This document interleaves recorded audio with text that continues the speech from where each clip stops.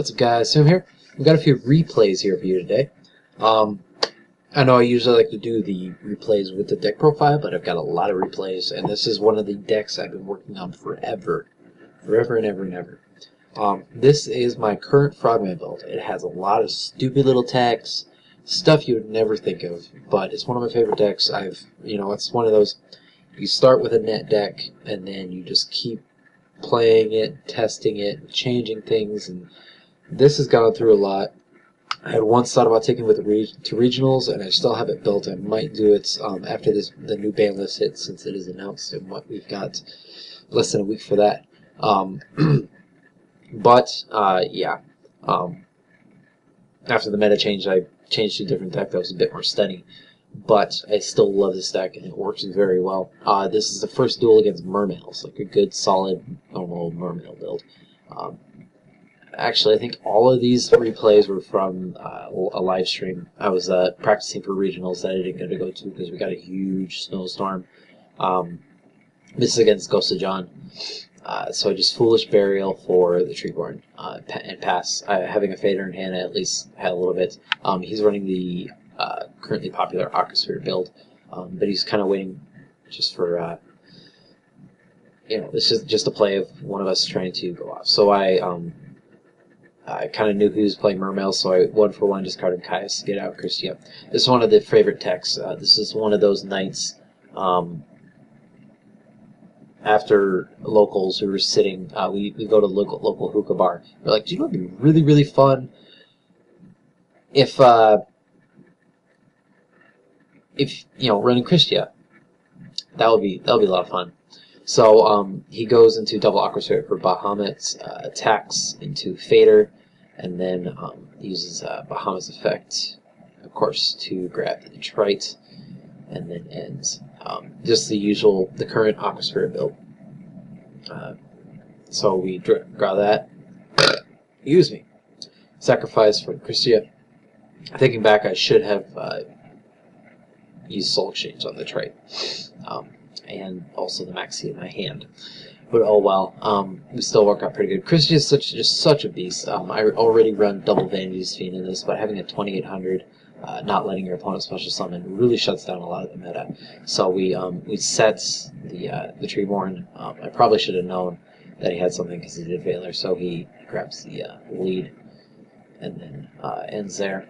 I was hoping to do something with the Treeborn, I don't remember. But it was better than just leaving it. So he attacks into the Treeborn, and then we end having all 3 Treeborns in grave.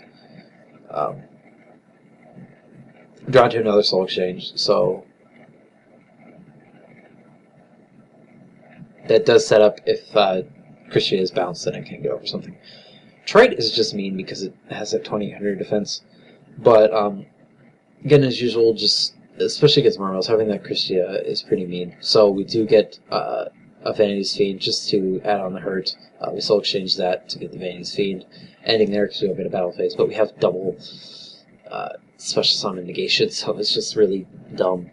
With Mermails especially, it's hard for them to get over anything without special summoning because they have to discard by special summoning to get that. But he does get the Dragoons, searching, I think, another Marksman, setting a Sphere, and sad MC since I don't run back row. Attacking over the Pike, and then attacking straight through with Christia. It's just, this deck was built very anti-meta to, again, fight the current meta, but it just didn't have the amount of stun that I really like. Not being able to run back row really hurt me, and I love my traps. So, but we attack that, 2400. I was just worried about the defense. So that's that one, and we got another one versus good old enemy drag, the Gusto Master. As usual, he's playing his Knight Gusto build. So he sets the Eagle. We have the usual loops, but frogs can deal with that. So we normal summon swap. He Veilers it because he knows frogs. But I am able to bounce it with the cost bounce it for cost of its own effect to at least not leave it vulnerable on the field. That did slow me down for 1 turn, but in Dark World Dealings, I discard Ryza. He's got a really interesting build. His Night Gustos are kind of his pride and joy. It's kind of sad that he dropped them recently, but we swapped getting that Treeborn to Grave, and then for some reason I bounced it. I could have attacked over the Eagle the whole time. But I also know Gustos. I've seen him play Gustos. And their floater loop is absolutely annoying. So he goes for the maxi just to get that 1 draw off. Worth it because I'm not going to switch to summon that much at all. Drop it for the Mobius just to get rid of that back row. Because I don't like attack over the Eagle. And of course, he gets the Winda. I can't remember the exact loop, but it's so annoying. And it's, I don't know, a good old like Gustos freeze build where you can drop freeze and then just go into the floater loop and kill your opponent with your own monsters, ramming them into a big monster's dome. So we econ grabbing the goose or the Winda. I didn't summon another one because I didn't really need it. Bottomless Trapples, the swap or the emptiness, and for some reason I sent it to the grave. I don't remember what I did, but he drops the Gores. Ooh, Doomlord, that's nice. Yeah, drops the Gores with the damage and puts out a Doomlord, uses Doomlord's effect, and then chains Sand Destruction too. So I discard those two. Kind of wanted to keep the BLS in hand. And if I remember, I don't know what I did. Get the Treeborn out. Normal summon the swap, use swap effect. Drop the Treeborn, use Ronan's effect, removing the swap like that, and then we get a Gotchi. So we have to play a little defensive. He does have a pretty good setup here. That is another tech I forgot to mention. I do have a good amount of lights and darks in this, with the Light Darkness Dragons, the Christias, Veilers, along with the Vanities, the Caius. Very easily support BLS. A BLS is just such a power card that if you can run it, then why not? So we are kind of backs to the wall here. We summon the Treeborn. And I think I just end there because I don't have any other place. Or I do drop get the Ronin out, just to have that extra defense. Because at least with the field he had, he couldn't put any damage on board. But I did get the Doomlord bringing back the Mobius, which kind of did cost me a little bit of damage. But it does contact with Gusto, sending those through the deck. God, it's such a good card. Attacks through that, gets 2400 in, but I Fader. In the end, bonus with the Faders, if you do make a Slacker out of it, which I think is what I'm about to do, it's sent to the graveyard instead of being removed from play by its own effect. But yeah, we go for the Slacker, and there. And Slacker plus a Fader is pretty much an instant class, which I should be coming soon. Slacker's light, and then the Fader is dark. So I take the 17 and drop a Big Lush. So we hand destructions, discarding those two. Finally get a Caius out. So this is what's really nice. I think I actually Treeborn for the Dark Dust. Oh no. I did go for the Caius. So the Caius removes the Gores, he takes 1000 damage. Get the BLS double attack through. Oh no, I attacked the Calm for some reason. Oh yeah, the BLS attack through that, and he gets a direct attack in for 3000. And then I think he ended. One of the things about, especially setting the MST because Pro, right? Oh yeah, I dropped the Maxi because I was like, okay, go ahead, come at me, bro. So he uses Calm's effect just for hopes, draws into muscle, and that's it. We got one more. I can't remember what this is because I named it wrong. But we are facing. Oh, these are actually Enemy Drag's Night Gustos. The other build is more of a pure Gusto build that he runs, but this is definitely the Night Gustos. He names it Night because it has a lot of darks in it. Runs Darks Morgan and such. It's a pretty good build. I like it. But we did Foolish for a Treeborn, and then also setting a Treeborn. He drops a Tour Guide, and we Veiler it, because no. Nothing better than a dead Tour Guide on the field. So he attacks over that. probably knowing that it was that. If it was a Ronin, that would have been hilarious. Another fun tech here, Genocide Birdman.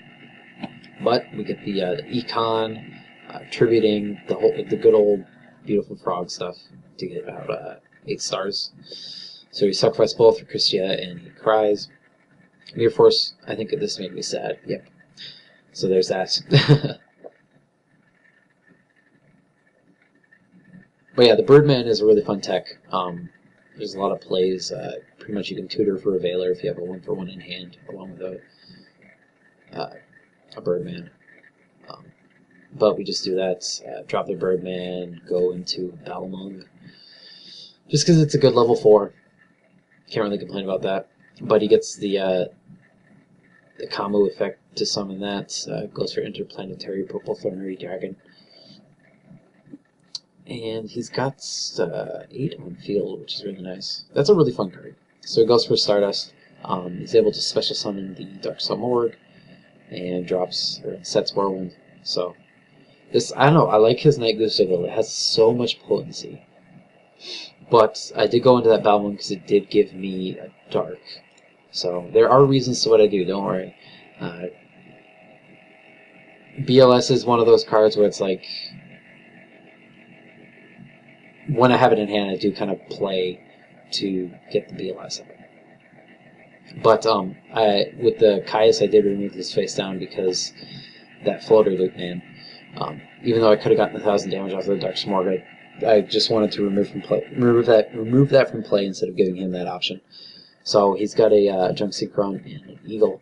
I don't know if he had any junk targets at that point, but we summon the Treeborn, sacrifice both of them for the Lad, just to shut off his back row. Attack over that.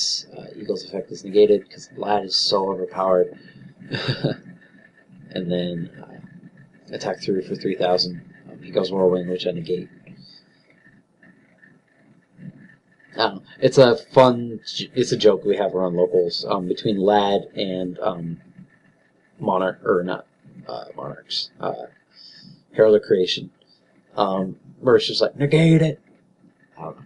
So my friends at locals will appreciate that. But it drops a junk just to knock that down once further. And then he is able to crash just to get the Lad off the field. But I do get a Caius out of that. Lost a BLS, but that kind of sealed the fate for him because he didn't have much plays. So that is it for the replays. Next video we will be doing the deck profile. I just didn't want to do that because, especially the way I'm going to talk about it, this video would reach like half an hour at least. And I know not a lot of people on YouTube have that kind of patience. But, as usual, thank you very much for you Yu-Gi-Oh! Prices. Always got to give that a shout out. I think it's actually a contractual obligation, so might have to look into that. But there's that. Yugiprices.com. Go ahead and check them out. Even before we got the sponsorship, that's what I always use. I have the app on my phone and everything. And as always, everything else is down in the description. Feel free to like, comment, subscribe, follow, and I'll see you guys in another video. Talk to you guys later.